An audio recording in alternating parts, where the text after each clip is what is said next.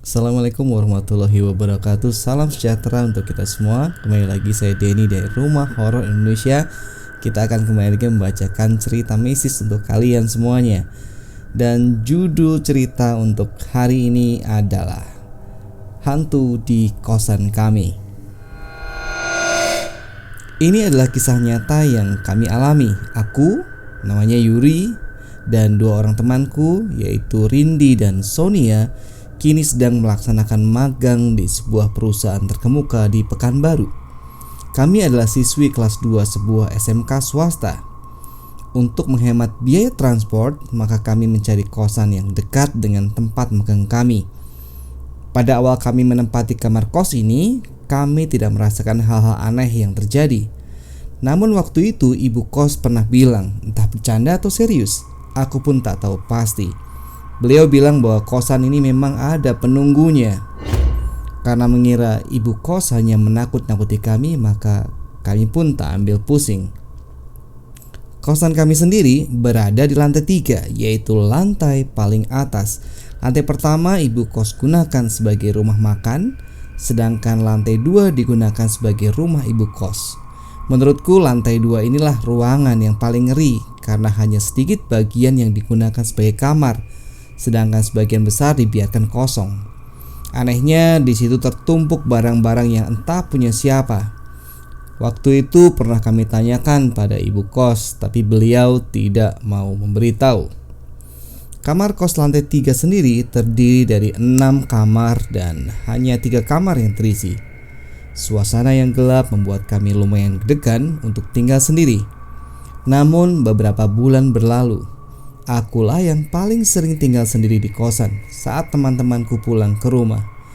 Dan sejauh itu aku tak pernah merasakan ada hal yang aneh. Kakak kos kami yang kamarnya bersebelahan dengan kami pernah bercerita bahwa di kosan ini sering terjadi penampakan. Pada awalnya kami tak percaya, namun setelah mereka pindah, suasana bertambah sepi dan mengerikan. Dari kamar samping yang kosong, kami sering mendengar sesuatu sedang menggaruk-garuk dinding pembatas yang hanya terbuat dari triplex. Suara garukan itu begitu keras sehingga kami bisa menebak bahwa kuku makhluk itu panjang-panjang. Hal itu sering terjadi tak peduli siang ataupun malam. Puncaknya, kami pun sering ketakutan, apalagi saat hanya kami bertiga di kosan itu. Aku merasa jauh lebih ketakutan saat Sonia menceritakan pengalaman yang menakutkan. Kejadian itu terjadi saat Sonia akan mandi. Kamar mandi itu sendiri lumayan jauh dari kamar kami. Untuk sampai ke sana harus melewati beberapa kamar kosong. Sebelum kejadian ini, dia memang sering mandi malam. Waktu sudah menunjukkan pukul 21.00 saat dia mengambil handuk dan berjalan ke kamar mandi. Di dekat kamar mandi itu terdapat sebuah jendela kaca. Dia bercerita bahwa ia melihat sesosok genderuwo yang menatap tajam ke arahnya lewat jendela itu. Bisa kalian bayangkan seberapa besar dan tingginya makhluk itu hingga kepalanya saja tampak di jendela lantai 3 kamar kami. Gara-gara takut akhirnya Sonia tak jadi mandi. Ia hanya mencuci muka lalu balik lagi ke kamar. Beruntung saat melihat makhluk itu Sonia tidak menjerit. "Aku takut, kalau aku jerit kalian juga akan ketakutan," katanya. Wah, temanku yang satu ini lumayan berani juga. Selain kejadian itu, hal-hal aneh yang sering kami alami adalah sering terdengarnya suara langkah kaki naik turun tangga. Padahal setelah kami cek tak ada orangnya. Dan sebuah peristiwa yang menurutku paling menakutkan terjadi tadi malam, tanggal 14 Mei. Saat itu kami bertiga sedang ngobrol lumayan seru. Di kosan itu hanya ada kami bertiga karena ibu kos sedang pergi ke Medan. Di antara bunyi kipas angin yang lumayan berisik, kami ngobrol sampai pukul 22.30 malam.